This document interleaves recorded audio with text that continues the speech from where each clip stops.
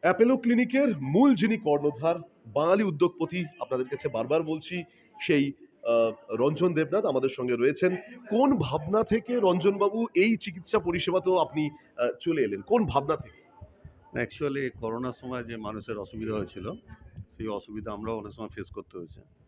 তখন থেকে আমাদের মনে হলো একটা ভালো ক্লিনিক এই অঞ্চলে হলে ভালো হয়। ফতেপুর অঞ্চলে মানুষের পরিষেবার জন্য কাজে লাগবে।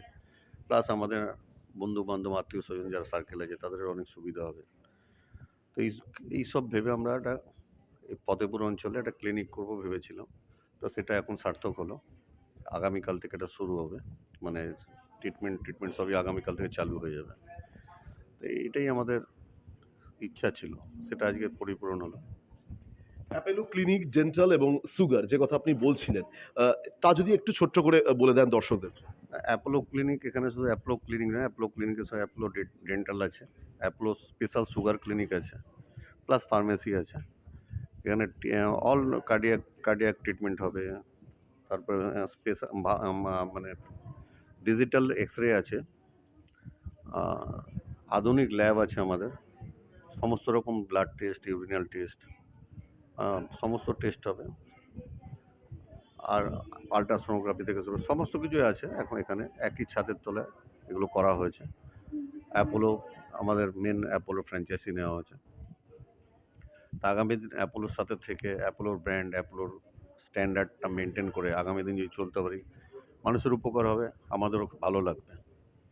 শিক্ষা, স্বাস্থ্য, এরপরে নেক্সট উদ্দেশ্য কি রয়েছে? এখনো সেভাবে ভাবিনি। দেখা যাক আগামী দিন। সময়ের সঙ্গে চলতে হবে। সময় বলে দেবে কি করা যাবে। আপনাকে দেখে অনেক তরুণ প্রজন্ম তো ইন্সপায়ার হচ্ছে, অনুপ্রাণিত হচ্ছে। তাদের জন্য কি বলবেন? বিশেষ করে বাঙালিরা, বাঙালি মানেই তারা ধরে নেওয়া যায় চাকুরিজীবী। তারা ব্যবসায় আসে না, তারা উদ্যোগে অতটা রিস্ক নেয় না। কিভাবে তাদেরকে আপনি কি বলবেন?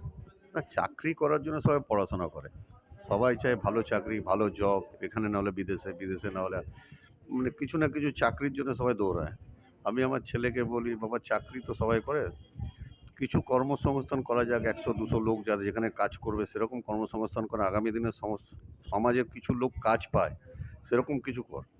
তাহলে কি আমাদের সার্থক হবে, জীবন সার্থক হবে। চাকরি তো অনেকেই করে। চাকরি করাটা তো বড় কথা নয়। সেইভাবে এগোনো।"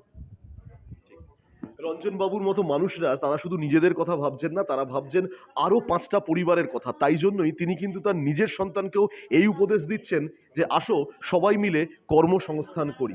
রঞ্জন বাবু দের মতো এইরকম বাঙালি উদ্যোগপতিদের অনেক, অনেক ধন্যবাদ। তারা সুস্থ থাকুক, ভালো থাকুক। ২০২৪ তাদের খুব ভালো কাটুক। আর এইভাবেই রঞ্জন দেবনাথ এগিয়ে চলুক তার গোটা টিম নিয়ে, এবং আগামী দিনে রঞ্জন বাবুর মতো ব্যক্তিত্ব তারা আবার কোন ক্ষেত্রে পা বাড়ায় সেদিকে অবশ্যই আমাদের নজর থাকবে। রাহুল গুপ্তের বিশেষ রিপোর্ট, দিশা শক্তি নিউজ, ফতেহপুর।